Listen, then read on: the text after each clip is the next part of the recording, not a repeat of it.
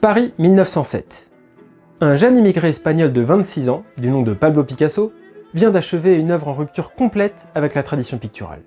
Sa toile immense, 2,40 m de côté, entrera dans l'histoire sous le titre « Les Demoiselles d'Avignon », en référence à la rue d'Avignon à Barcelone, connue pour ses prostituées.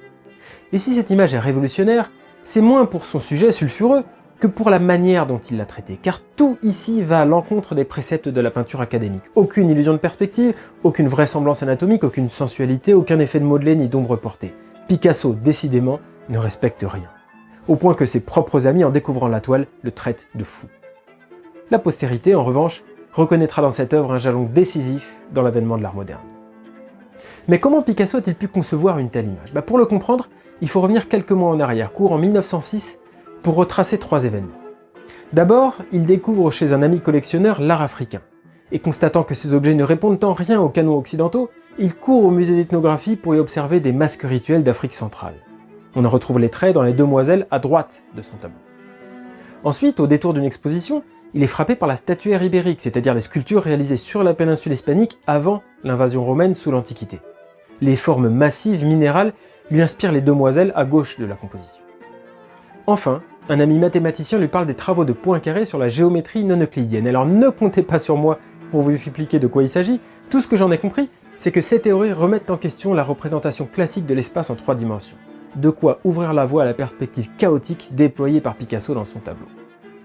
Il aura donc fallu 3 découvertes pour donner naissance aux Demoiselles d'Avignon. Une culture étrangère, une civilisation ancienne et une discipline différente. À chaque fois, Picasso a eu la même réaction. La surprise. Et avec elle l'envie d'en savoir plus, de comprendre. En d'autres termes, il s'est emparé de ce qui échappait à sa connaissance pour réaliser une innovation artistique sans précédent. Alors posons-nous la question, est-ce qu'on donne assez d'importance à la notion de surprise? Dans un monde où il est considéré comme une force de tout savoir et de tout anticiper, on se sent pris en défaut quand quelque chose nous étonne. Mais Picasso nous rappelle que ce qui nous surprend, c'est ce qui ne colle pas avec nos modèles mentaux, et qu'à ce titre-là, ça a de la valeur. C'est une occasion de grandir, de créer, d'inventer, de prendre conscience que notre manière de penser et de faire n'est pas la seule manière de penser et de faire, que d'autres chemins existent, et qu'il ne tient qu'à nous de nous y aventurer. Alors évidemment, par définition, on ne décide pas la surprise, mais on peut aller au-devant d'elle, en cultivant notre capacité d'étonnement, c'est-à-dire en côtoyant des gens différents, en s'ouvrant à d'autres cultures, en explorant des champs de connaissances nouveaux.